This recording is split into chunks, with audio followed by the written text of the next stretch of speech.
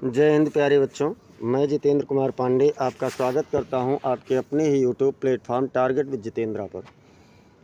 प्यारे बच्चों, इस समय हम लोगों का ट्रांसलेशन का सीरीज़ चल रहा है। उस सीरीज़ के अंतर्गत आज हम लोग पास्ट इंडेफिनिट टेंस के बारे में पढ़ेंगे। फुल कॉन्सेप्चुअल क्लास है और इसके साथ साथ रूल्स और एग्जाम्पल्स भी आप लोगों को दिए जाएंगे। स्कूल प्लस कॉम्पिटिटिव दोनों के लिए बहुत ही बेहतरीन, बहुत ही शानदार फॉर्मेट में आप लोगों के लिए क्लास डिज़ाइन किया गया है। और इससे पहले मैं आप लोगों को बता दूं कि अगर आप लोगों ने इसके पहले के वीडियोस को नहीं देखा है, जैसे कि आपने अगर इससे पहले प्रेजेंट टेंस के बारे में नहीं देखा है, यूज़ ऑफ इट के बारे में नहीं देखा है, या फिर दियर के बारे में, या बी वर्ब, हैव वर्ब, इन सब के बारे में अगर आपने अभी तक इस क्लासेस को नहीं देखा है तो डिस्क्रिप्शन में आप लोगों को ट्रांसलेशन, इंग्लिश ट्रांसलेशन नामक प्लेलिस्ट दिया गया है, आप उसे देख सकते हैं। पार्ट्स ऑफ स्पीच के प्लेलिस्ट को देख सकते हैं। और आप लोग को टेलीग्राम का लिंक भी डिस्क्रिप्शन में दिया गया है। समस्त पीडीएफ और क्लास नोट्स प्राप्त करने के लिए आप लोग वहां से ज़रूर जुड़ जाएं। चलिए हम लोग चलते हैं और शुरुआत करते हैं। शुरुआत से पहले थोड़ा सा हम लोग देख लेते हैं, रिकेप कर लेते हैं। तो रिकेप में बेटा पुनरावृत्ति में देखें तो हम लोग इस चैनल के माध्यम से पार्ट्स ऑफ स्पीच का पूरा सीरीज़ कंप्लीट कर चुके हैं और इस पार्ट्स ऑफ सीरीज़ के पूरे कंप्लीट के डिस्क्रिप्शन में प्लेलिस्ट का लिंक दिया गया है। आप लोग वहां से समस्त क्लासेस को देख सकते हैं। और इसके बाद में इस समय ट्रांसलेशन में हम लोग बेटा पूरा प्रेजेंट टेंस कंप्लीट कर चुके हैं। प्रेजेंट टेंस में वो चाहे प्रेजेंट इंडेफिनिट हो, चाहे प्रेजेंट कंटीन्यूअस हो, चाहे प्रेजेंट परफेक्ट टेंस हो, ये सब कुछ कंप्लीट किया जा चुका है। तो अब तक अगर आप लोगों ने उन क्लासेस को नहीं देखा है तो आप वहां से देख सकते हैं। हर टॉपिक का आपको टॉपिक वाइज एमसीक्यू मिल रहा है, एमसीक्यू के जिससे कि आपकी रिवीजन हो सके, तैयारी बेहतर हो सके। तो चलिए हम शुरुआत करते हैं पास्ट इंडेफिनिट का, बहुत ज़्यादा समय ना लेते हुए। पास्ट इंडेफिनिट टेंस बेटा आपका है क्या? तो इसको बोलते हैं अनिश्चित भूतकाल। इसको क्या कहते हैं? इंडेफिनिट मतलब होता है अनिश्चित, पास्ट मतलब भूतकाल यानी अतीत काल जो बीत चुका हो उसके बारे में कहा जाता है। थोड़ा सा इंट्रोडक्शन अगर हम लोग देखेंगे तो इंट्रोडक्शन कह रहा है कि जिन हिंदी वाक्यों की क्रियाओं के अंत में ता था, ती थी, ते थे आदि शब्द आते हों, अथवा वाक्य की क्रिया के अंत में आ ई ए की मात्रा आती हों। आ ई ए की मात्रा वह वाक्य पास्ट इंडेफिनिट टेंस में आते हैं। मतलब या तो वाक्य की क्रिया के अंत में, दोनों जगह ध्यान रखना है कि वाक्य की क्रिया के अंत में हो या तो ता था, ती थी, ते थे हो, या फिर आ ई ए की मात्रा हो। तो ऐसे में वो कौन सा टेंस होगा? तो वो पास्ट इंडेफिनिट टेंस आप लोगों का होगा। अब इसके बाद में थोड़ा सा यहाँ पर एक चीज़ और ध्यान रखिए। वाक्य इस टेंस का नाम है अनिश्चित, तो जाहिर सी बात है इसमें कार्य की अनिश्चितता आपको मिलेगी। अब हम लोग चलते हैं बेटा, शुरुआत करते हैं। तो देखिए उसके पहचान को समझने के लिए आप निम्नलिखित वाक्यों को ध्यानपूर्वक पढ़ लीजिए। जैसे मैंने कहा कि उसके पास एक कुत्ता था। मैंने क्या कहा? उसके पास एक कुत्ता था, या फिर मोहन के पास एक छाता था, या फिर कह दिया जाए दशरथ राम के पिता थे। और आपका है कि धोबी कपड़ा धोता था, किसान ने खेत जोता था। तो अगर इन समस्त चीज़ों को हम लोग देखें, इन समस्त वाक्यों को देखें, तो यहाँ पर हम लोगों को एक चीज़ कॉमन मिल रहा है। और वो कॉमन चीज़ क्या है बेटा?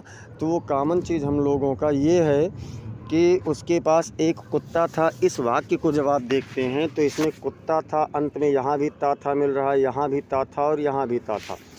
लेकिन कुत्ता यानी कुत्ता क्या है?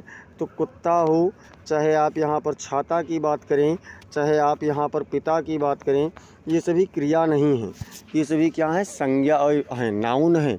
तो जब नाउन के अंत में आपको ता था, ती थी, ते थे मिल रहा है ना, तो इसलिए ये आपका पास्ट इंडेफिनिट में नहीं आएगा। इसको हम लोग सिंपल पास्ट कहते हैं।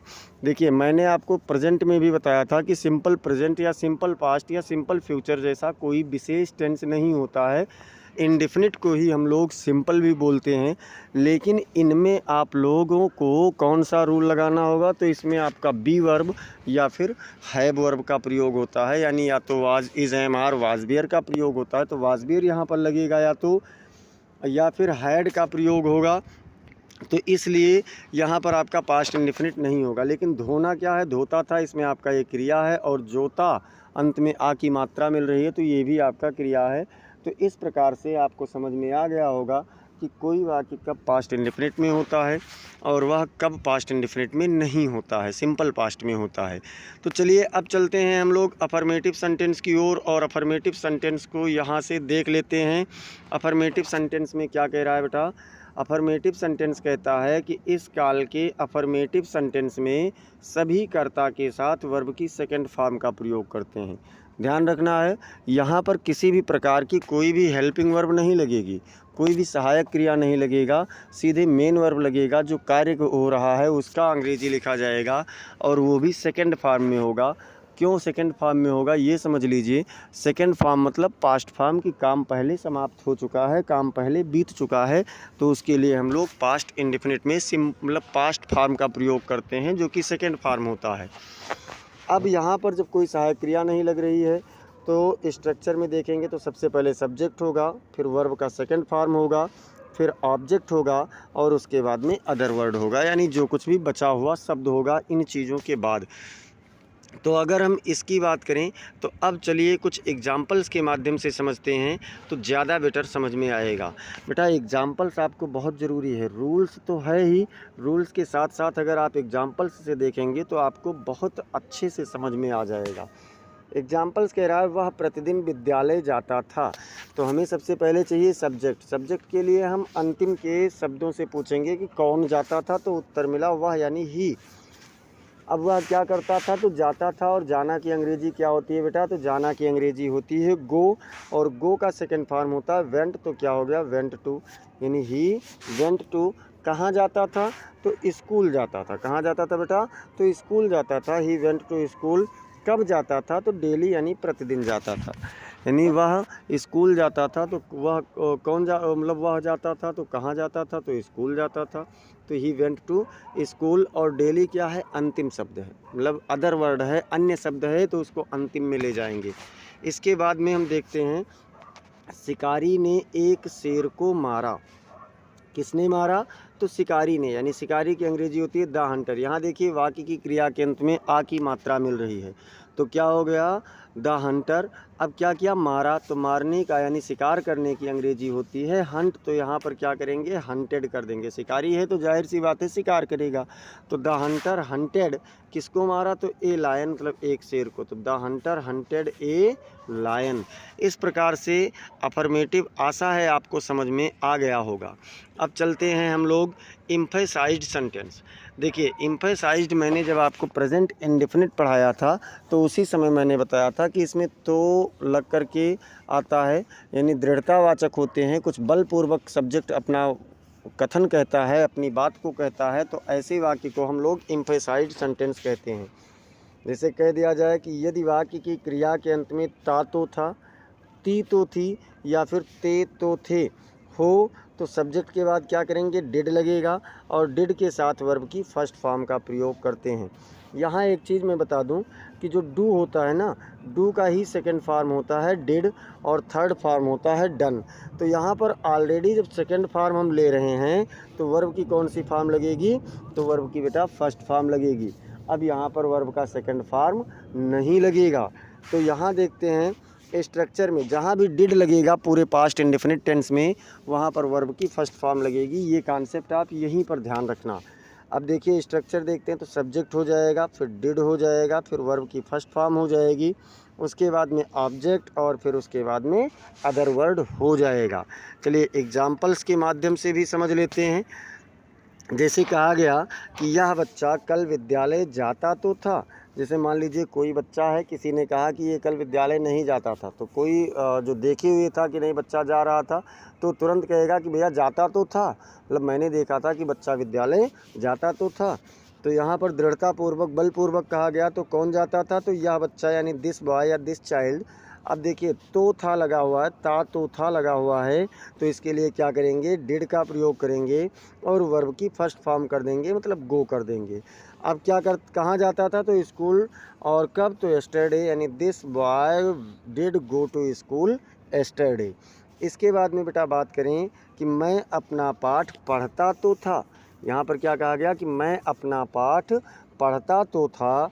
तो अब देखिए यहाँ पर भी दृढ़तापूर्वक बलपूर्वक कहा जा रहा है, ता तो था आ रहा है। तो क्या करेंगे, कौन पढ़ता था, तो मैं यानी आई। फिर क्या होगा, डिड हो जाएगा। डिड के बाद में क्या हो जाएगा, तो लर्न हो जाएगा, आई डिड लर्न। क्या पढ़ता था, तो माई लेसन यानी अपना। सॉरी बेटा, यहाँ लर्न नहीं होगा, लर्न मतलब पढ़ना नहीं, याद करना होता है। पढ़ने के लिए रीड हो जाएगा, पढ़ने के लिए क्या हो जाएगा, रीड हो जाएगा, READ। तो जहाँ पर ये लर्न लिखा हुआ है इस जगह पर आप इसको शिफ्ट कर देना और क्या हो जाएगा, I did read my lesson, मैं अपना पाठ पढ़ता तो था। चलिए टाइपिंग एरर थोड़ा सा हो गया, और टाइपिंग एरर नहीं, मुझसे ध्यान से हट गया और मैंने इसके लिए क्या किया, लर्न का प्रयोग कर दिया, तो कोई बात नहीं है। अब देखते हैं बेटा हम लोग निगेटिव सेंटेंस को। आशा है आप लोगों को अफर्मेटिव और एम्फसाइज्ड समझ में आ गया होगा। अगर कोई कन्फ्यूज़न है तो कमेंट सेक्शन में ज़रूर बताएं, और यदि कन्फ्यूज़न नहीं है, समझ गए हैं, तो भी आप लोग कमेंट सेक्शन में बताएं, जिससे मुझे थोड़ा आश्वासन मिल सके या मुझे पता चल सके कि आपको क्या दिक्कत है या कितना समझ में आया। चलिए चलते हैं निगेटिव सेंटेंस की ओर बेटा। और निगेटिव सेंटेंस क्या कह रहा है कि यदि वाक्य में नहीं हो, मतलब केवल नहीं वाली बात हो रही है, यदि वाक्य में नहीं हो तो सब्जेक्ट के बाद डिड के साथ नॉट का प्रयोग करते हैं। मतलब अगर वाक्य में नहीं का प्रयोग हुआ है तो सब्जेक्ट के बाद में डिड लगाएंगे और डिड के साथ में नॉट का प्रयोग कर देंगे। ठीक है, तो अब स्ट्रक्चर देख लेते हैं। तो सब्जेक्ट हो जाएगा, फिर डिड हो जाएगा, फिर नॉट हो जाएगा। इतना तो ठीक है। अब मैंने आपको अभी बताया था एम्फसाइज में कि डिड के साथ वर्ब की फर्स्ट फॉर्म लगेगी, सेकंड यहाँ नहीं लगेगा, ये ध्यान रखना है। पास्ट इंडेफिनिट और प्रेजेंट इंडेफिनिट बड़ा कन्फ्यूज़न है। प्रेजेंट इंडेफिनिट में भी आपने देखा था कहीं पर यस या यस लगता है तो कहीं पर नहीं लगता है। पास्ट इंडेफिनिट में भी कहीं पर सेकंड फॉर्म तो कहीं पर फर्स्ट फॉर्म, बड़ा कन्फ्यूज़न होता है। तो वो कन्फ्यूज़न दूर हो इसीलिए ये सीरीज़ चला रहे हैं, और छोटी से छोटी बारीक से बारीक चीज़ों को भी आप लोगों को बता रहे हैं, जिससे कि आपको किसी भी प्रकार की भ्रम की स्थिति ना रह जाए। तो बेटा यहाँ पर क्या करेंगे, सब्जेक्ट, उसके बाद में डिड नॉट, फिर वर्ब की फर्स्ट फॉर्म, फिर ऑब्जेक्ट, फिर अदर वर्ड, ये बना स्ट्रक्चर। अब चलते हैं इस पर एग्ज़ाम्पल देखते हैं। तो एग्ज़ाम्पल जैसे देख लीजिए कि उसने अपना गृह कार्य नहीं पूर्ण किया। वाक्य के अंत में आ ई ए की मात्रा मिले तो समझ जाना कि पास्ट इंडेफिनिट है। तो किसने नहीं पूरा किया, तो उसने यानी ही। अब नहीं है तो डिड नॉट लगाएंगे, और पूर्ण करने का होता है कंप्लीट। तो यहाँ कंप्लीटेड नहीं होगा, कंप्लीट होगा, वर्ब की फर्स्ट फॉर्म होगी। ही डिड नॉट कंप्लीट, क्या नहीं पूरा किया, अपना गृह कार्य। तो हिज वर्क यानी होमवर्क यहाँ पर होना चाहिए, हिज होमवर्क होना चाहिए, हिज होमवर्क होना चाहिए। तो हिज होमवर्क टुडे यानी आज, उसने आज अपना गृह कार्य पूर्ण नहीं किया। फिर कह दें रमेश ने अब तक पुस्तक नहीं खरीदा। तो किसने नहीं खरीदा, तो रमेश ने।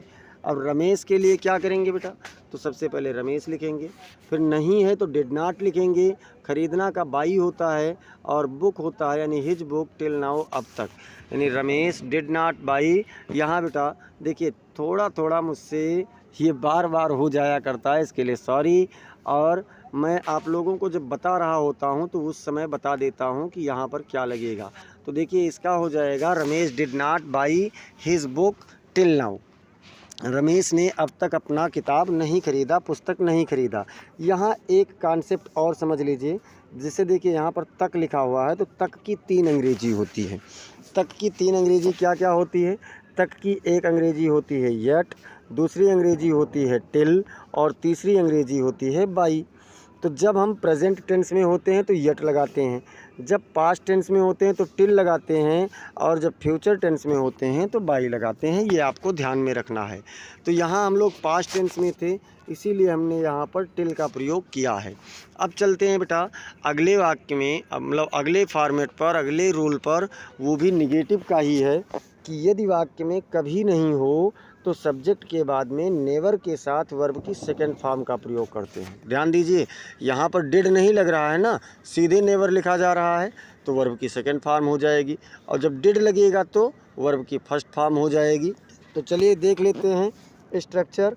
सबसे पहले सब्जेक्ट लिखेंगे, फिर नेवर लिखेंगे, फिर वर्ब की सेकंड फॉर्म लिखेंगे, और उसके बाद में ऑब्जेक्ट, फिर अदर वर्ड। यानी डिड नहीं लग रहा है तो वर्ब का सेकंड फॉर्म, और डिड लग रहा है तो तो वर्ब की फर्स्ट फॉर्म। तो ये आप लोग कॉन्सेप्ट समझ गए हैं, तो इस पर कुछ एग्जाम्पल्स भी देख लेते हैं। कुछ एग्जाम्पल भी देख लेते हैं। एग्जाम्पल्स क्या कह रहा है, वह झूठ कभी नहीं बोलती थी। तो कौन नहीं बोलती थी, वह यानी सी। बोलती थी लड़की है, तो इसलिए सी लिखेंगे। और इसके बाद में नेवर का प्रयोग करेंगे। नेवर क्योंकि कभी नहीं लगा हुआ है, तो नेवर का प्रयोग करेंगे। स्पोक ये लाई यानी झूठ नहीं बोलती थी, तो सी नेवर स्पोक ये लाई, वह कभी झूठ नहीं बोलती थी। यहाँ देखिए वर्ब का सेकंड फॉर्म मैंने लगाया। क्यों लगाया, क्योंकि डिड का प्रयोग नहीं हुआ। अब वह ऐसा कभी नहीं करता था, वह ऐसा कभी नहीं करता था, तो कौन नहीं करता था, तो वह यानी ये पुरुष है तो ही लगेगा। और कभी नहीं के लिए नेवर हो गया। और करता था, करना की अंग्रेजी होती है डू।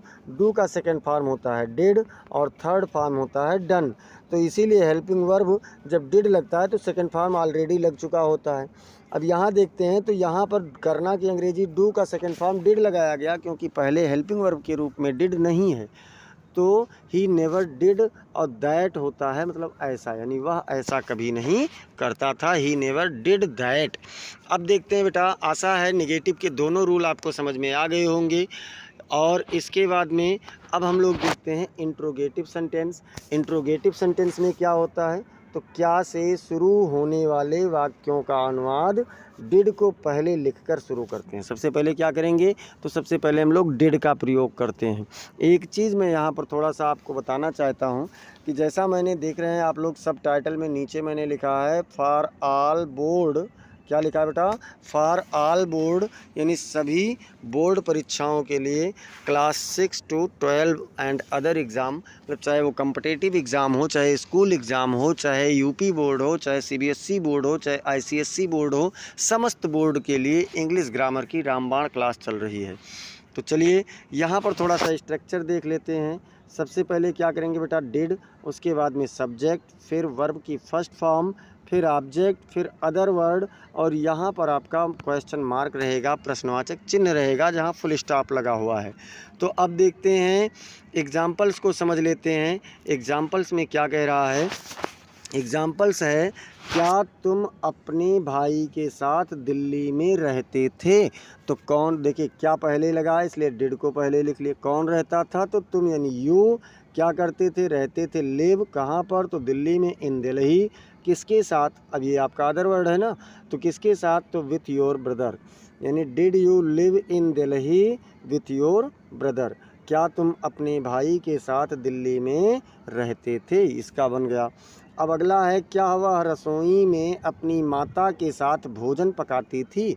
तो कौन पकाती थी, वह। अच्छा, सहायक क्रिया डिड ही लगेगा, सब्जेक्ट चाहे जो भी हो, तो डिड।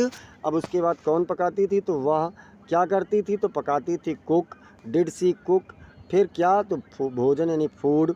कहाँ पर, तो इन द किचन यानी रसोई में। किसके साथ, तो विथ हर मदर यानी अपनी माँ के साथ। तो इसका क्या बना, did she cook food in the kitchen with her mother. अब हम लोग चलते हैं बेटा अगले सेंटेंस की ओर, यानी इंट्रोगेटिव में ही दूसरा रूल हमारा क्या कह रहा है कि प्रश्नवाचक शब्द बीच में होने पर सबसे पहले उन्हीं प्रश्नवाचक शब्दों की इंग्लिश लिखते हैं। अगर मान लीजिए आपका प्रश्नवाचक शब्द बीच में है, तो सबसे पहले क्या करेंगे, उन्हीं प्रश्नवाचक शब्दों की इंग्लिश लिखेंगे। स्ट्रक्चर में देखिए जो QW है, QW का मतलब क्वेश्चन वर्ड, तो क्वेश्चन वर्ड, उसके बाद डिड, फिर सब्जेक्ट, फिर वर्ब की फर्स्ट फॉर्म, फिर ऑब्जेक्ट, फिर अदर वर्ड, और अंत में प्रश्नवाचक चिन्ह लगाना ना भूलें, क्वेश्चन मार्क लगाना ना भूलें। चलते हैं इसके भी एग्जाम्पल को देख लेते हैं। इसका एग्जाम्पल क्या कह रहा है, इसका एग्जाम्पल कह रहा है कि उसने अपना नौकर किसे नियुक्त किया। देखिए किसे, यहाँ पर प्रश्नवाचक शब्द मिल रहा है, तो किसे की अंग्रेजी होती है हुम। किसे या किसको की अंग्रेजी क्या होती है, हुम। तो सबसे पहले उसे ही लिख लिया गया ना। उसके बाद में फिर डिड लिखा गया, और डिड के बाद में किसे, तो उस किसने नियुक्त किया, तो उसने यानी सब्जेक्ट आ गया ही। नियुक्त करने का होता है अपॉइंट, और किसे, तो हिज सर्वेंट यानी अपना नौकर, यानी whom did he appoint his servant, उसने किसे अपना नौकर नियुक्त किया। अब हम लोग देखते हैं अगला क्वेश्चन है रोहन अभी कहाँ गया। तो इसमें जब बात करते हैं तो कहाँ शब्द क्या है बेटा, कहाँ शब्द आप लोगों का प्रश्नवाचक शब्द है। तो सबसे पहले इसी की अंग्रेजी लिख लिए क्या, व्हेयर। फिर डिड लिख लिए, फिर रोहन लिख लिए, फिर go now. Where did go Rohan go now, मतलब रोहन अभी कहाँ गया। तो ये आप लोगों का बन गया। अब चलते हैं बेटा इसमें हम लोग कुछ अगले कॉन्सेप्ट की ओर। अगला कॉन्सेप्ट क्या कहता है, अगला देखिए, अगला कह रहा है कि यदि वाक्य प्रश्नवाचक के साथ साथ नकारात्मक भी हो तो सब्जेक्ट के बाद नॉट का प्रयोग करते हैं। मान लीजिए जैसे कोई वाक्य है, प्रश्नवाचक भी है और प्रश्नवाचक के साथ साथ नकारात्मक भी है, तो क्या करेंगे, उसके लिए हम लोग प्रश्नवाचक के साथ साथ में नकारात्मक का भी प्रयोग करेंगे। अब चलिए स्ट्रक्चर देख लेते हैं। तो सबसे पहले बेटा क्वेश्चन वर्ड होगा। अगर क्वेश्चन वर्ड बीच में है तो, और नहीं है तो डिड होगा। लेकिन अगर प्रश्नवाचक शब्द बीच में है तो सबसे पहले क्वेश्चन वर्ड को ही लिखा जाएगा और उसके बाद डिड लिखा जाएगा। फिर उसके बाद में सब्जेक्ट होगा, फिर अगर नहीं भी है तो नॉट होगा, फिर वर्ब की फर्स्ट फॉर्म होगी, ऑब्जेक्ट होगा और अदर वर्ड होगा। स्पीड कैसी है आप लोग कमेंट में बताएं, क्योंकि मैं प्रयास कर रहा हूं कि बहुत ज़्यादा स्पीड में ना पढ़ाऊं, जिससे आपको समझ में बेहतर आए। अगर किसी को स्पीड कम लग रही है तो वो लोग बाद में जब भी इसे देखें, तो अगर मान लीजिए प्रीमियर टाइम पर नहीं देख रहे हैं तो बाद में वो लोग जब भी देखें तो इसका स्पीड बढ़ा सकते हैं या अपने हिसाब से स्लो कर सकते हैं अगर ज़्यादा तेज़ स्पीड चल रही है तो। जैसे अगर आप 0.75 कर लेंगे स्लो हो जाएगा, 1.5 कर लेंगे बढ़ जाएगा, वो स्पीड आपके ऊपर है जैसा आप चाहें। अगर कोई दिक्कत है तो आप कमेंट सेक्शन में बताएं प्रीमियर के टाइम पर जब मैं अभी लाइव चल रहा हूँ। चलिए अब देखते हैं बेटा इसके एग्जाम्पल्स को। एग्जाम्पल्स इसका क्या कह रहा है, एग्जाम्पल्स इसके कह रहे हैं कि अनुभव आज यहाँ क्यों नहीं आया। कौन यहाँ नहीं आया, तो अनुभव नहीं आया। अब अनुभव के लिए देखिए क्यों यहाँ पर है ना, तो क्यों शब्द प्रश्नवाचक शब्द है, तो सबसे पहले इसकी अंग्रेजी लिखेंगे तो क्या लिखेंगे बेटा, व्हाई लिखेंगे। उसके बाद में डिड लिखेंगे, व्हाई डिड। फिर क्या लिखेंगे, अनुभव लिखेंगे। फिर नॉट लिखेंगे, क्योंकि हमारा नेगेटिव है तो सब्जेक्ट के बाद नॉट होगा। अब क्या नहीं किया, तो आया यानी कम हो गया, कहाँ, तो यहाँ हियर, उसके बाद में टुडे। तो व्हाई डिड अनुभव नॉट कम हियर टुडे, अनुभव यहाँ आज क्यों नहीं आया। अब कहते हैं अब तुम गीत क्यों नहीं गाते हो, तो देखिए क्यों यहाँ पर भी बीच में है, तो सबसे पहले व्हाई लिखो, फिर डिड लिखो, उसके बाद में कौन नहीं गाते हैं, तो तुम यानी यू लिखो। फिर कब नहीं गाते हैं, मतलब क्या नहीं करते हैं, तो नहीं है नॉट लगा दो। फिर क्या नहीं करते हो, तो गाते हो। यहाँ पर बेटा एक चीज़ थोड़ा सा मिस हुआ है, गाते थे होना चाहिए। अब तुम गीत क्यों नहीं गाते थे, तो यहाँ पर सिंग हो गया। उसके बाद ए सॉन्ग नाउ, यानी why did you not sing a song now, यहाँ पर हु नहीं होगा, थे होगा। अगर हो लिखेंगे तो प्रेजेंट इंडेफिनिट में हो जाएगा, तब डू लगेगा, डिड नहीं लगेगा। ठीक है, चलिए अब चलते हैं हम लोग अगले की ओर। और इसके मतलब अगला क्या कह रहा है कि वाक्य में कौन या किसने होने पर सबसे पहले हु लिखते हैं। चाहे कौन हो चाहे किसने हो, तो दोनों के लिए हम लोग सबसे पहले क्या लिखेंगे बेटा, तो दोनों के लिए हम लोग सबसे पहले हु लिखेंगे। फिर वर्ब की सेकंड फॉर्म का प्रयोग करते हैं। क्यों, क्योंकि इसमें सब्जेक्ट नहीं होता है।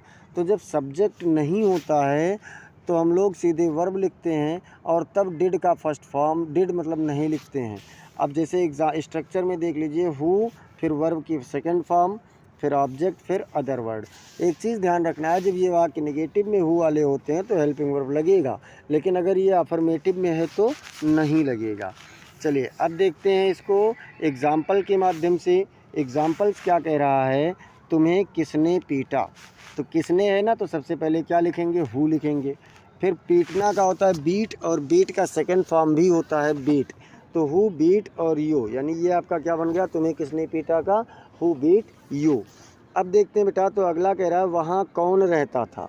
देखिए ऊपर वाले में किसने मिला, इसमें क्या मिल रहा है, कौन मिल रहा है। तो चाहे किसने हो चाहे कौन हो लिखेंगे हु। और यहाँ पर क्या कह रहा है, तो रहता था, रहने की अंग्रेजी क्या होती है, तो लिव होता है। लिव का सेकंड फॉर्म हो जाएगा लिव्ड। कहाँ पर बेटा, तो वहाँ पर, यानी दियर, हु लिव्ड दियर, वहाँ कौन रहता था। अब इसके बाद में बात करें उसकी मदद किसने नहीं की, उसकी मदद किसने नहीं की, तो यहाँ पर नहीं लगा हुआ है ना, तो अब हम लोग हु लिखेंगे, लेकिन इसके साथ में डिड नॉट लिखेंगे। और क्यों, क्योंकि केवल नॉट तो लग नहीं सकता, तो डिड नॉट लगेगा। Who did not help him, उसकी मदद किसने नहीं की।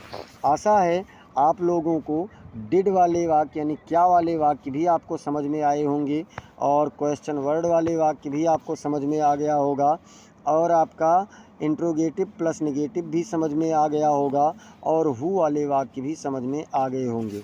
अगर कोई कन्फ्यूज़न है तो आप लोग कमेंट सेक्शन में तुरंत छाप दीजिए, और अगर समझ गए हैं तो भी बोलिए यस सर, या फिर हैंड रेज वाला आप लोग सिंबल भेज दीजिए, और जिससे हमें पता चल सके। देखिए, आप लोगों का एक लाइक, एक शेयर, और जब हम लोग देखते हैं ना, जब मैं देखता हूँ कि हाँ क्लास अब समाप्त हुई, इसके बाद इतना लाइक मुझे मिला, तो बेटा दिल बहुत खुश हो जाता है जब ज़्यादा लाइक होता है। कमेंट अगर अच्छे मतलब ज़्यादा कमेंट आते हैं, आप लोग बताते रहते हैं कि हाँ सर जी समझ में आया, तो मुझे बहुत खुशी होती है कि चलो अगर मैंने मेहनत किया, मैंने बच्चों को पढ़ाया, तो बच्चों को अच्छे से समझ में आ गया, बच्चे जान गए। बेटा आप जान जाएं ना, आप सफल हो जाएं, यही हमारी सबसे बेहतर खुशी होगी, सबसे अच्छी खुशी होगी।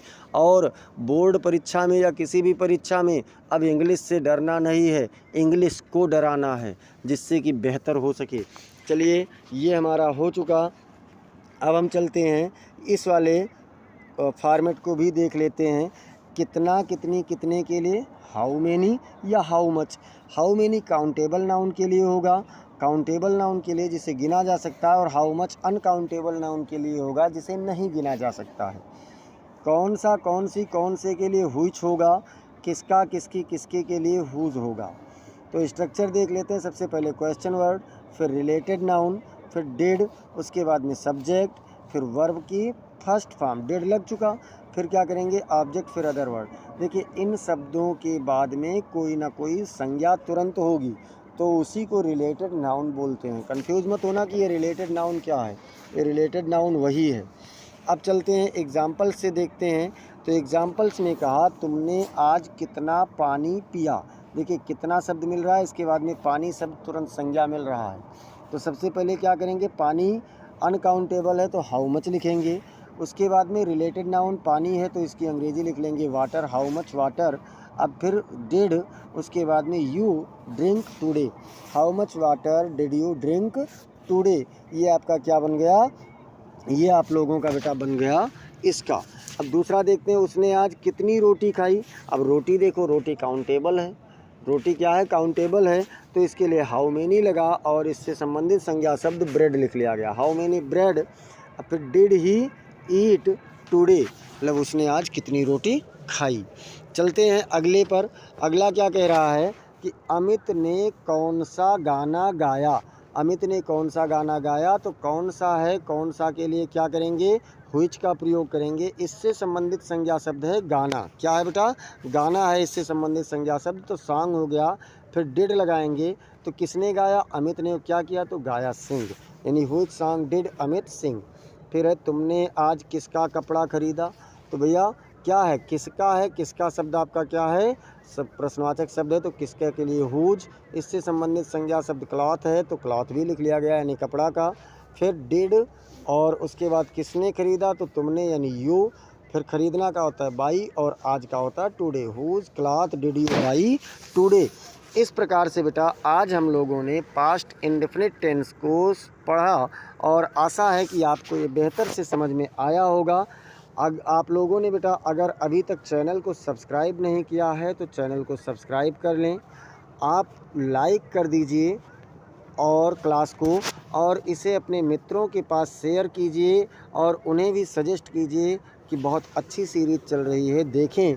अगर कोई कुछ भी इंग्लिश नहीं जानता है, थोड़ा सा भी नहीं जानता है, और पूरी सीरीज़ को देख लेगा, तो इंग्लिश से वो डरेगा नहीं, इंग्लिश से वो डरेगा नहीं, और बेहतर करके आएगा इंग्लिश के पेपर में। ये मेरी गारंटी है, मेरा वादा है, मेरा दावा है कि अगर आप कुछ भी नहीं जानते हैं तो आप टारगेट विद जितेंद्रा चैनल से जुड़ें और अंत तक देखें। आप लोग यकीन मानिए, आपको बहुत बेहतर परफॉर्मेंस मिलेगा। पूरी सीरीज़ जब आपकी ग्रामर की ख़त्म होगी, तो आप जब बोर्ड परीक्षा में बैठेंगे तो या किसी कंपटीशन में बैठेंगे, तो आपको मैं ज़रूर याद आऊँगा, ये चैनल ज़रूर याद आएगा, क्योंकि बेहतर होगा तो आप कहेंगे कि सर जी ने पढ़ाया था ये सारी चीज़ें। इसके बाद में बेटा आपको ये क्लास कैसी लगी, इसके बारे में भी आप लोग कमेंट करके बताएं। आप लोग इसके बारे में भी कमेंट करके बेटा ज़रूर बताएं। और एक चीज़ मैं बता दूं कि ये आपका जो लाइक, कमेंट और शेयर और सब्सक्राइब है, यही मेरा समझ लीजिए कि एक छोटा सा आप लोगों की तरफ से उपहार है और प्यार भरा भेंट है। तो बेटा इसे हमें प्रदान करते रहें, जिससे थोड़ी सी मुझे भी खुशी मिलती रहे। मिलते हैं फिर अगली क्लास में, तब तक के लिए जय हिंद, जय भारत।